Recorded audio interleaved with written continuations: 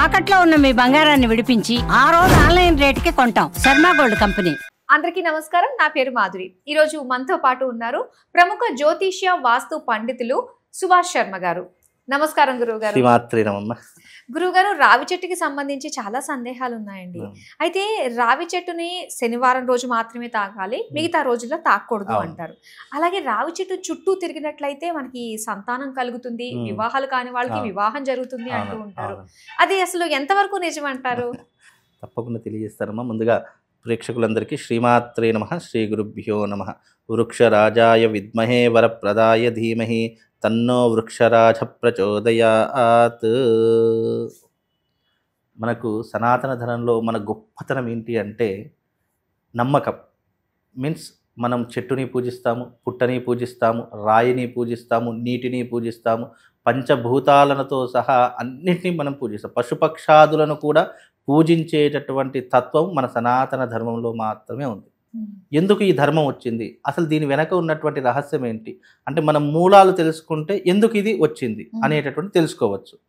దీంట్లో ఉన్నటువంటి గొప్పతనం ఏంటి అంటే కనుక మనకు వేదాన్ని అందించినటువంటి ఋషులు కానివ్వండి, అలాగే ఈ యొక్క ధర్మాన్ని ఉద్దేశించి చెప్పినటువంటి ఋషులు కానివ్వండి, అలాగే మనకు అతిపెద్ద సైంటిస్టులు ఎవరు అని అంటే ఋషులు. వాళ్ళ పరంపర నుంచి వచ్చినటువంటి, ఇప్పుడు ఈ మధ్యకాలంలో మనం సైంటిస్టులు అని పిలుస్తున్నాం, కానీ అతిపెద్ద సైంటిస్టులు మూలాల నుంచి వచ్చినటువంటి వారు ఎవరు అని అంటే కనుక ఋషులు, వేదమూర్తులు, అలాగే కాలజ్ఞానం చెప్పినటువంటి వాళ్ళు, ఇలా ఎంతో మంది మనకు ఉన్నారు. వాళ్ళ పరంపర నుంచి వచ్చినటువంటిది. ఎందుకు అంటే ఒక చెట్టుని పూజించడం వల్ల మనకు సంతానం ఎలా కలుగుతుంది, ఒక చెట్టుని ప్రదక్షిణ చేయడం వల్ల మనకి ఏ రకంగా జీవితంలో మార్పులు వస్తాయి, ఒక చెట్టుకి మనిషికి ఉన్నటువంటి అనుబంధం ఏంటి అనేటటువంటి అప్పట్లోనే మన ఋషులు మనకు తెలియజేసినటువంటి కొన్ని గ్రంథాలు ఉన్నాయి. వృక్ష శాస్త్రంలో కనుక చూసుకున్న, ఆయుర్వేదిక గ్రంథాల్లో చూసుకున్న వృక్షాలకు ఎనలేనటువంటి శక్తి సామర్థ్యాలు ఉన్నాయి. అలాగే వృక్షాలలో ఆక్సిజన్ ఎక్కువగా అందించేటటువంటి వృక్షం అశ్వత్థ వృక్షము అని చెప్పడం జరిగింది. అలాగే విష్ణుమూర్తి పుట్టినటువంటిది కూడా రావి ఆకు మీద అని కూడా కొన్ని శాస్త్రాలలో మనకు రాసినటువంటి సందర్భాలు కొన్ని ఉంటాయి. అంటే ఆ అశ్వత్థ వృక్షాన్ని సాక్షాత్తు లక్ష్మీ స్వరూపంగాను విష్ణుమూర్తి స్వరూపంగాను కూడా కొలిచేటటువంటి విధానాలు కొన్ని మనకు ధర్మం అందించేటటువంటి విధానాలు. అందుకే ఎప్పుడైనా మనిషికి ప్రకృతికి అనేక సంబంధాలు ఉంటాయి. అది ఒక మ్యాజికల్ బాండింగ్. అది మనం అర్థం చేసుకోలేనటువంటి స్థితిలో ఉంటాయి. ఎందుకంటే అవి కంటికి కనిపించవు, నిరూపించలేము. కానీ ఒకసారి దానికి సాధన చేస్తే గనక మనం కాదు లేదు అనకుండా మనకు అన్నీ కూడా ఇచ్చేటటువంటిది ప్రకృతి. ఆ ప్రకృతిలో ఒకటైనటువంటిది వృక్షజాతి. ఆ వృక్షము అంటే మనకు కల్పవృక్షాలలోకెల్లా మన భూలోకంలో కల్పవృక్షం ఏంటి అంటే అశ్వత్థ వృక్షము అని చెప్పడం జరిగింది. భూలోకంలో మన కోరికలు తీర్చడానికి, అలాగే ఆ కల్పవృక్షం అనేటటువంటి ఏదైనా ఉంది అంటే అది అశ్వత్థ వృక్షము, రావి చెట్టు అని చెప్పడం జరిగింది. రావి చెట్టు ఎంత గొప్పనైనటువంటిది అంటే గనక మీ జీవితంలో ఏదైనా రోగ సమస్యలు ఉన్నాయి, వ్యాధి సమస్యలు ఉన్నాయి, శ్వాసకోశ సమస్యలు ఉన్నాయి అని అంటే రావి చెట్టు కింద కూర్చొని 11 రోజులు మెడిటేషన్ చేస్తే మన జీవితంలో ఉన్నటువంటి రోగాలన్నీ కూడా నయమైపోతాయి. మీరు ముందు ఇప్పుడు వెళ్ళి డాక్టర్ దగ్గర చెక్ చేయించుకోండి. బిఫోర్ 11 రోజుల తర్వాత మీరు మెడిటేషన్ చేసిన తర్వాత మీ రిపోర్ట్ చూసుకోండి, ఎంత నార్మల్ ఉంటాయి అని అంటే 11 రోజుల్లో ఇంత ఎలా జరిగిపోయింది మన శరీరంలో మార్పు అని మనమే ఆశ్చర్యపోతాం. ఈ సైంటిఫిక్ అందనటువంటి రీజన్స్ ఎందుకు మనం ఎవరు పాటించము. ఒకవేళ పాటించినా కూడా అది అంతవరకు పాటించలేము. ఎందుకంటే ఎప్పుడైతే బ్రహ్మ ముహూర్తంలో లేచి రావి చెట్టు కింద కూర్చొని మెడిటేషన్ చేసుకున్న వ్యక్తి నిరంతరము ఎంత అంటే ఆంజనేయ స్వామికి ఎంత బలం ఉంటుందో అంత ఎనర్జీని సాధించేటటువంటి శక్తి సామర్థ్యాలు అశ్వత్థ వృక్షానికి ఉన్నాయని మన ఋషులు అప్పుడే తెలియజేశారు. ఎందుకంటే అప్పట్లో ఋషులు కూడా ఏదైనా తపస్సు చేయాలన్నా, ఏదైనా మెడిటేషన్ చేయాలన్నా, యోగా చేయాలన్నా, ధ్యానం చేయాలన్నా అశ్వత్థ వృక్షాన్ని ఎక్కువగా ఎంచుకునేటటువంటి వారు. అందుకే అశ్వత్థ వృక్షం అంత పరమ పవిత్రమైనది. దేవతా వృక్షాల్లో కొన్ని మనకు చెప్పడం జరిగింది. రావి చెట్టు, మేడి చెట్టు, జువ్వి చెట్టు, మర్రి చెట్టు, మామిడి చెట్టు, ఇవన్నీ కూడా మనకు శుభకార్యాలు ఎక్కువగా వినికింది. ఇప్పుడు ఇంటికి ఏదైనా మనం శుభకార్యం చేయాలంటే మొట్టమొదటిగా పెట్టి మామిడి తోరణాలు పెడతాం, మామిడాకులు పెడతాము. అలాగే ఏదైనా మనము దేవతా ప్రతిష్టలు చేయాలన్నా, ఏదైనా యజ్ఞయాగాదులు చేయాలన్నా దాంట్లో 5 రకాలైనటువంటి ఈ యొక్క ఆకులను వాడుతూ ఉంటాం. అందులో రావి చెట్టు మొదటిది, మేడి చెట్టు, జువ్వి చెట్టు, మర్రి చెట్టు, మామిడి, ఈ 5 పంచపల్లవాలు అంటాము. ఇవి దేవతలకు సంబంధించినటువంటి వృక్షాలు. మళ్ళీ ఈ యొక్క వృక్షానికి మానవుడికి ఏంటి సంబంధము అని అంటే గనక పూర్వకాలం దీనికి ఒక స్టోరీ ఉంది. అంటే చరిత్రలో చెప్పినటువంటి సనాతన ధర్మంలో చెప్పినటువంటి కొన్ని విధానాలు పూర్వకాలంలో అశ్వత్థుడు, బలి అని ఇద్దరు రాక్షసులు ఉండేటటువంటి వారు. అయితే ఇందులో ఇద్దరు రాక్షసులు ఏంటంటే ప్రతి ఒక్క మానవుడిని భక్షించేటటువంటి వాళ్ళట. ఒకానొక సమయంలో వాళ్ళకి ఎక్కడ కూడా మానవులు కనిపించలేదు. భక్షిద్దామన్న వాళ్ళకి తిండి దొరికేటటువంటి విధానాలు లేవు.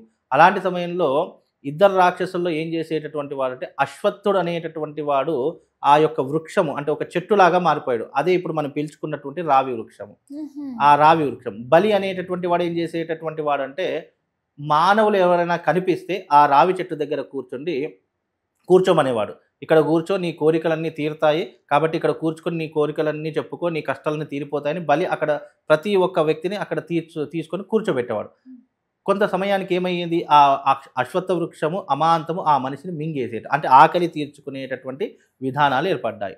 అప్పుడు ఇదంతా చూసినటువంటి శని భగవానుడు, ఆ శని భగవానుడు ఏం చేశాడు, ఆ ఇద్దరు రాక్షసులు వీళ్ళందరూ కూడా మనుషులందరినీ కూడా ఆహారంగా తినేస్తున్నారు కాబట్టి ఈ రాక్షసు సంహరించాలని చెప్పి శని భగవానుడు ఆ ఇద్దరు రాక్షసులను సంహరించాడట. అందుకే శనివారం రోజున మాత్రమే దాన్ని ముట్టుకోవాలి, మిగతా సమయాల్లో ముట్టుకోకూడదు అని. అలాగే రావి చెట్టు బలి ఏమన్నాడు, ఇక్కడ కూర్చుంటే నీ కోరికలన్నీ తీరుతాయి అని చెప్పాడు కదా, అదే మాట సత్యమయ్యింది. అక్కడ బలి అనేటటువంటి మాట సత్యమవ్వడంతో శని భగవానుడు వీళ్ళిద్దరిని చంపడంతో నువ్వు భక్షించలేదు, అశ్వత్థమే భక్షించింది కాబట్టి దీనికి మాత్రము శాపము, నీకు మాత్రం వరము. నీకు వరం ఏంటి, నువ్వు ఏ మాట అయితే నీ నోటి నుంచి వచ్చిందో ఈ అశ్వత్థ వృక్షానికి అదే శక్తి వస్తుంది. కాబట్టి మిమ్మల్ని ఇద్దరిని సంహరించాను కాబట్టి శనివారం నాడు ఈ అశ్వత్థ వృక్షాన్ని ఎవరైనా ముట్టుకోవచ్చు. ఈ అశ్వత్థ వృక్షాన్ని ఎవరైతే పూజిస్తారో, ఎవరైతే ప్రదక్షిణలు చేస్తారో వాళ్ళ మనసులో ఉన్నటువంటి కోరికలు తప్పకుండా నెరవేరుతాయని శని భగవానుడు వరం ఇచ్చేసరికి అప్పటి నుంచి ఆ యొక్క వృక్షం పేరు అశ్వత్థ వృక్షం. మన సంస్కృతంలో అశ్వత్థ వృక్షము, మన తెలుగులో మా వాడుక భాషలో పిలుచుకుంటే రావి చెట్టు అని పిలుచుకుంటాం. కాబట్టి ఆ చెట్టుకి అందుకే అంత ప్రాధాన్యత వచ్చింది. అందుకే కృతయుగం నుంచి ఈ అశ్వత్థ వృక్షం ఉంది. కాబట్టి కృతయుగం నుంచి ఏమైంది, అశ్వత్థ వృక్షాన్ని పూజించడం మొదలుపెట్టారు. అలాగే దాని కింద ఎంతో మందికి జ్ఞానోదయం అయింది అని కూడా చెప్తూ ఉంటారు. అలాగే అశ్వత్థ వృక్షాన్ని పూజించడం ద్వారా మనసులో ఉన్నటువంటి కోరికలు చాలామంది నెరవేరాయి. అందుకే ఇప్పుడు ఏదైనా మీరు ఒక దేవాలయానికి వెళ్ళారనుకోండి, అక్కడ మీరు ఒక కోరిక కోరుకున్నారు, వెంటనే వితిన్ కొన్ని రోజుల్లో ఆ కోరిక నెరవేరింది. మీరు ఏమనుకుంటే అబ్బా ఈ క్షేత్రం ఎంత మహిమ గలదో, నాకు కోరిక వెంటనే నెరవేరింది, నేను ఇంకోసారి వెళ్ళాలి, ఇంకా కొన్ని కోరికలు ఉన్నాయి, అవి కూడా తీరితే నాకు బాగుంటుందని చెప్పేసి మీరు ఏం చేస్తారు, 10 సార్లు ఆ గుడికి వెళ్తారు. మీరు ఎవరైనా కష్టాల్లో ఉన్నారనుకోండి, మీ ఫ్రెండ్స్ కానీ చుట్టాలు, మీరు ఏమంటారు, అబ్బా నేను ఈ గుడికి వెళ్ళాను, నాకు మంచి జరిగింది. అలా పరంపరలోంచి ఏమైంది, ఈ అశ్వత్థ వృక్షానికి మనం పూజించినా కానీ, దాని కింద మెడిటేషన్ చేసుకున్నా కానీ, మనకి ఏదైనా ఇబ్బందులు ఉన్నా కానీ దానికి ప్రదక్షిణ చేయడం ద్వారా కానీ, దానికి మనము పూజించడం ద్వారా కానీ మన కోరికలు కూడా తీరతాయని చెప్పి అలా మన ఋషులు అందించినటువంటి పరంపరలో దానికి పూజించడం వల్ల. అలాగే థ్రెడ్ కూడా చుడతారు, దాని దారము, దానికి బంధన దారము అని పేరు. ఆ బంధన దారాన్ని చుట్టడం ద్వారా ఏమవుతుంది అంటే మన జాతకంలో ఉన్నటువంటి గ్రహస్థితి దోషాలు కూడా బంధనం వేసి మనకు ఎలాంటి హాని చేయకుండా పాజిటివ్ రెస్పాన్స్ని ఇచ్చేటటువంటి తత్వం కూడా ఆ వృక్షంలో ఉంటుంది. అది ప్రకృతిలో అనేకమై ఉంటుంది కాబట్టి ఆ గ్రహస్థితి యొక్క ప్రభావం కూడా మనకు తగ్గుతుంది. జాతకంలో ఎవరికైనా శని దోషాలు ఉన్నా, ఏలినాటి శని ఉన్నా, అష్టమ శని ఉన్నా, అర్ధాష్టమ శని ఉన్నా, లగ్నంలో శని ఉన్నా, రావి చెట్టుకి ప్రదక్షిణ చేస్తే శని దోషాలు కూడా పోతాయి అని చెప్పి కూడా మనకు సనాతన ధర్మంలో అందించింది. కాబట్టి ప్రకృతిలో ఉండే ప్రతిదీ కూడా మనం వినియోగించుకుంటున్నాం. అది వినియోగించుకోవడం ద్వారా మనకు మంచి జరుగుతుంది అంటే అప్పుడు దాన్ని 10 సార్లు మనం వినియోగించుకుంటాము. దానికి అనేక రకాల పూజలు చేస్తాం. అంటే ఒక మనిషి నమ్మకం మీద ఆధారపడి ఉన్నటువంటి అంశం. కాబట్టి మనకు వెళ్ళడం ద్వారా మంచి జరిగింది, చెడైతే జరగలేదు. కాబట్టి మంచి జరిగింది కాబట్టి మనం ఏం చేస్తాం, అది దేవతా వృక్షంగా పూజించడం మొదలు పెడతాము. అలాగే ఋషులు మునులు ఎంతోమంది దాని కింద కూర్చుండి మనకు చక్కనైనటువంటి జ్ఞానాన్ని అందించారు కాబట్టి ఆ వృక్షానికి అంత శక్తి పెరిగింది. అన్ని రకాలుగా ఎంతోమంది దాన్ని పూజించి తరిస్తున్నారు, ఎంతోమందికి సంతానం జరిగింది, ఎంతోమందికి ఎన్నో రకాలైనటువంటి పనులు కూడా నెరవేరాయి. అంటే అక్కడ 11 రోజులు చేయడం వల్ల ఏమవుతుంది, దాని యొక్క ఆక్సిజన్ మనం పీల్చుకుంటాం. అలా పీల్చుకోవడం ద్వారా ఏమవుతుంది, మనకు శ్వాసకోశంలో కానీ, గర్భపాతంలో కానీ, ముఖ్యంగా స్త్రీలకు గర్భపాతంలో కానీ ఏమైనా ఇబ్బందులు ఉంటే అవి తొందరగా దాని యొక్క గాలి పీల్చుకోవడం ద్వారా ఆ యొక్క వ్యాధులు అనేటటువంటి దూరం అయిపోతాయి. ఆ వ్యాధులు దూరం అయిపోతే, గర్భపాతంలో ఉన్నటువంటి వ్యాధులు దూరం అయిపోతే వెంటనే సంతానం కలుగుతుంది. ఇది అంటే లోతుగా వెళితే ఆలోచిస్తే చాలా ఉంది. కానీ అంటే కొంతవరకు చెప్పాలంటే గర్భపాత దోషాలు పోవడానికి కూడా రావి చెట్టు కారణమవుతుంది. కాబట్టి దాన్ని పూజించిన, అర్చించిన, ప్రదక్షిణ చేసిన మనకు అనేక రకాలైన కోరికలు నెరవేరుతాయమ్మా. అటు ఆరోగ్యపరంగాను ఆధ్యాత్మిక పరంగా ప్రతిదీ కూడా మన ఋషులు ఇటు ఆరోగ్యాన్ని ఇటు ఆధ్యాత్మికాన్ని జోడిస్తేనే మనం వింటాము. లేదు నాయన నువ్వు ఆ చెట్టుకు పూజ చేసుకొని నీకు మంచి జరుగుతుందంటే ఎవ్వడు వినేటటువంటి పరిస్థితులు లేవు. కాబట్టి ఇటు ఆధ్యాత్మికతను ఇటు ఆరోగ్యాన్ని జోడిస్తేనే మనిషి అనేటటువంటి వాడు వింటాడు, విని తాను అనుకున్నటువంటి కోరిక నెరవేర్చుకుంటాడు. చాలా శాస్త్రీయంగా మాకు తెలియజేసేందుకు ధన్యవాదాలు. శ్రీమాత్రి.